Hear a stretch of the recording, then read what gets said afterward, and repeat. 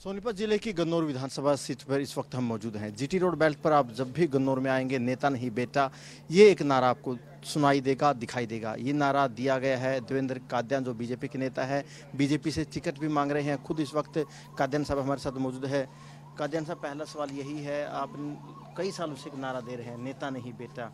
क्यों ये नारा आपने दिया था और नेता नहीं बेटा का कितना असर इस बार गन्नौर में दिखाई दे रहा है? देखिए, ये जो 3 शब्द का नारा है, नेता नहीं बेटा, इन तीनों शब्दों में सारी चीज़ें आ जाती हैं। नेता और बेटा में क्या फ़र्क है? बेटा वो जिसने एक आम गरीब परिवार में, एक छोटे किसान परिवार में जन्म लिया हो और हर पीड़ा को स्वयं में समझा हो, गरीबी की पीड़ा, बेरोज़गारी की पीड़ा, उसको मैंने बेटा वर्ड दिया है।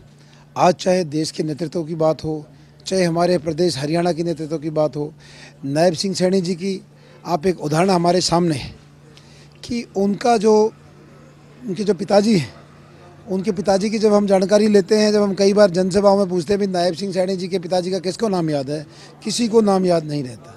वो इसलिए नाम याद नहीं रहता क्योंकि वो एक गरीब छोटे किसान परिवार से आते हैं और वो धरातल से होके मेहनत करके बूथ लेवल के पदाधिकारी से लेके और चीफ मिनिस्टर तक का सफर तय किया है। इसलिए आज का जो दौर है, चाहे वो हमारे देश का जो नेतृत्व कर रहे हैं हमारे आदरणीय मोदी जी है, जो हमने तीसरी बार सरकार बनाई है।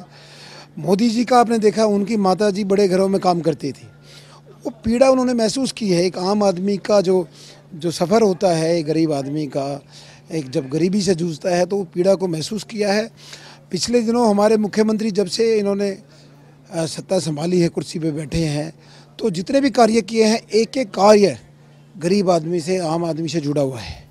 तो इसलिए आज का जो दौर है, चाहे योगी जी की बात हो, यूपी के मुख्यमंत्री जी, चाहे हमारे आदरणीय पूर्व में मुख्यमंत्री मनोहर लाल जी की बात हो, ये सब वो चेहरे हैं जो गरीब घरों से, आम घरों से निकले हुए हैं। तो जो दौर है वो परिवारवाद वाली राजनीति का खत्म हो गया। की बात की, लेकिन आपके संघर्ष की अगर बात करें, आप मन से कह रहे थे कि आपने खेती भी की है, आपने पुराने समय में, बुरे समय में सब्जियां भी बेची है, फिर आपने ढाबा किया, ढाबों पर काम किया, ढाबे किए, होटल किए, तो संघर्ष तो आपने भी काफ़ी किया है। बिल्कुल, मैंने कहा, आप शायद प्रोग्राम चल रहा था उससे थोड़ा देर पहले आ गए, इसका मतलब आपने सुना है।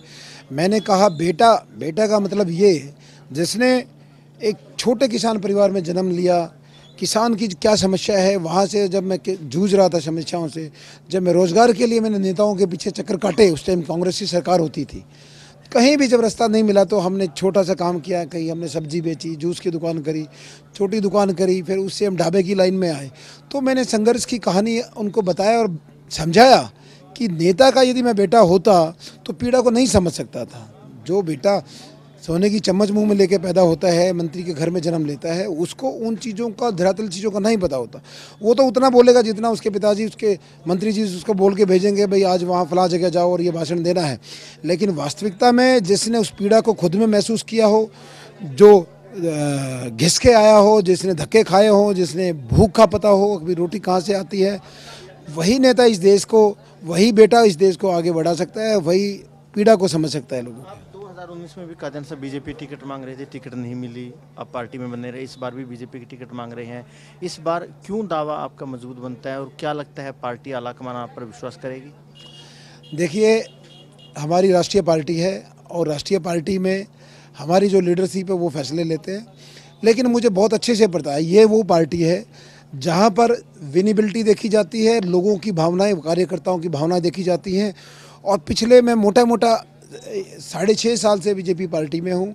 जब से पार्टी में शामिल हुआ हूँ, हर कार्यकर्ताओं ने मेरा काम देखा है, मेरी मेहनत देखी है, चाहे वो पिछले लोकसभा की चुनाव की बात हो, उससे पहले विधानसभा चुनाव में हमने अपनी पार्टी की टिकट ना मिलने के बाद भी हमने अपने प्रत्याशी को यहाँ से जिताया, बहुत अच्छी वोटों से जिताया। पार्टी के संज्ञान में, हमारे नेताओं के संज्ञान में जो देवेंद्र कादियान ने मेहनत करी।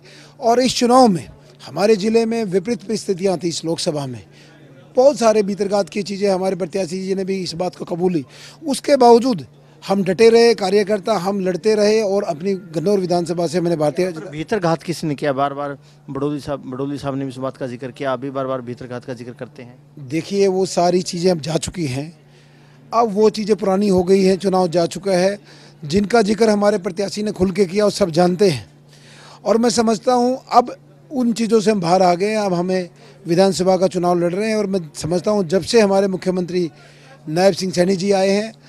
हमारे कार्यकर्ता में जोश है, कार्यकर्ता खड़ा हो गया है, कार्यकर्ता में हिम्मत है। और मैं ऐसा समझता हूँ बहुत सारे कार्य ऐसे हुए हैं जो आम आदमी से, किसान से, गरीब आदमी से जुड़े हुए हैं। चाहे वो अभी कुछ ही दिन पहले सिलेंडर जो 1,80,000 से कम आमदनी के परिवार है उनको 500 रुपये में घरेलू सिलेंडर की बात हो, बहुत सारी कच्ची नौकरियों को पक्का करने की बात हो, आए दिन ऐसे कार्य हुए हैं जो गरीब आदमियों से जुड़े हुए हैं। और मैं समझता हूँ तीसरी बार हरियाणा में बीजेपी की सरकार बनेगी। और जिन लोगों मौजूदा विधायक कितनी कामयाब रही गन्नौर सीट पर काम करवाने में? देखिए, ये सवाल मेरे दायरे का नहीं है। मैं समझता हूँ हर प्रतिनिधि को एक अपना उसका खुद का दिमाग होता है, उसका एक अपना तरीका होता है। उन्होंने अपने तरीके से बेस्ट किया होगा, वो जनता को कितना पसंद आया कि नहीं आया। लेकिन एक बात मैं दिल खोल के बोल सकता हूँ, भारतीय जनता पार्टी की सरकार से एक आम गरीब परिवार जिसके घर में ना पैसे हैं ना किसी नेता की सिफारिश है, उसके अंतिम पंक्ति में बैठे हुए उस घर में नौकरी देने का काम किया है। और ऐसे ऐसे घरों में दिए जले हैं जिनको कभी ABCD का नहीं पता था, नेताओं का घर का, ना पैसों का, ना उनके घर थे। बहुत सारे कार्य ऐसे हुए हैं, चाहे वो किसान की बात हो, चाहे वो युवाओं की बात हो, महिलाओं की बात हो। बात मैं करूंगा, लेकिन आपने नौकरियों को जिक्र किया। आपने मन से कहा था कि आप लोगों की सरकार में मेरिट के आधार पर नौकरियां मिली, पर्ची खर्ची खत्म हो गया। आपने कुलदीप शर्मा साहब का इनडायरेक्ट नाम लिया कि उन्होंने गिनी चुनी नौकरियां दी है, सिलेक्टेड लोगों को विधानसभा में नौकरियां दी है। किस तरीके से नौकरियां उनके राज में मिली है? देखिए, ये चीज़ तो आज भी वही है।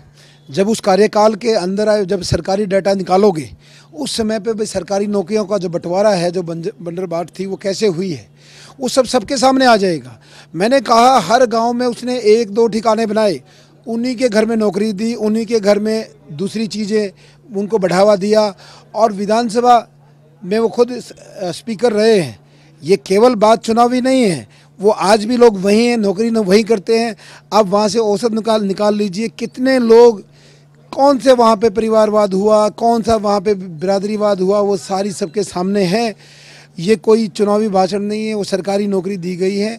और आज हर गली में चर्चा है, किसी गरीब आदमी का भला नहीं किया, जो पहले से ही संपन्न थे उन्हीं के लोगों को एडजस्ट किया। आपने इन बातों का भी जिक्र किया कि कुलदीप शर्मा की चर्चा रहती थी, भूपेंद्र सिंह हुड्डा ने जो मंच पर उनको कहा था कि वो पार्टी में जाएंगे रहेंगे, इस तरीके की बातें होती थी। आपने ये बातें भी कही। फिलहाल क्या लगता है, अगर बीजेपी आपको टिकट देती है, अगर मैं लगा रहा हूँ क्योंकि टिकट आने वाले दिनों में अनाउंसमेंट की जाएगी, तो कुलदीप शर्मा कितने मजबूत दावेदार है, कितने मजबूत मुकाबला उनके साथ रहेगा? देखिए, मैं खुद स्वयं चाहता हूँ कि पार्टी मुझे प्रत्याशी के तौर पर उतारे, और मेरी दिली इच्छा है कि कांग्रेस पार्टी भी उसको उतारे। क्योंकि जो गन्नौर के साथ अन्याय उसने किया 10 साल में, विशेष तौर पे गरीब वर्ग की तरफ, कोई उन्होंने रोजगार नहीं दिया, टोटली भेदभाव किया इस गन्नौर के साथ। मात्र लोगों को ठगने के अलावा किया ही कुछ नहीं है, केवल 1-2 परिवारों का भला किया है। वो लोग चाहते हैं, उनकी दिली इच्छा होती है। जैसे मूवी में कई लोग कहते हैं यार जब तक विलन नहीं होगा तो मज़ा नहीं आएगा, तो इस गन्नौर की जो ये मूवी है चुनावी, विलेन कौन है? इसका विलन वही है जिसका आपने कहा मेरे सामने, जो चुनाव लड़ने की जिसकी बात चल रही है। तो लोग चाहते हैं बिना विलन के इस मूवी में मज़ा नहीं आएगा, उसको चुनाव हराएंगे तो इस कन्नौर के उस आदमी की आत्मा को शांति मिलेगी जिसके अनदेखी हुई है, जिसके साथ भेदभाव है। बिल्कुल। देखिए, देवेंद्र कादियान साहब थे। देवेंद्र कादियान साहब का कहना है कि वो सालों से लोगों की सेवा में जुटे हुए हैं, इनको विश्वास है कि पार्टी इस बार इन पर विश्वास जताएगी। और कहीं ना कहीं देवेंद्र कादियान कांग्रेस पर भी निशाना साध रहे हैं। कैमरामैन सुनील के साथ अनिल मौर्य, खबरें अभी तक, सोनीपत।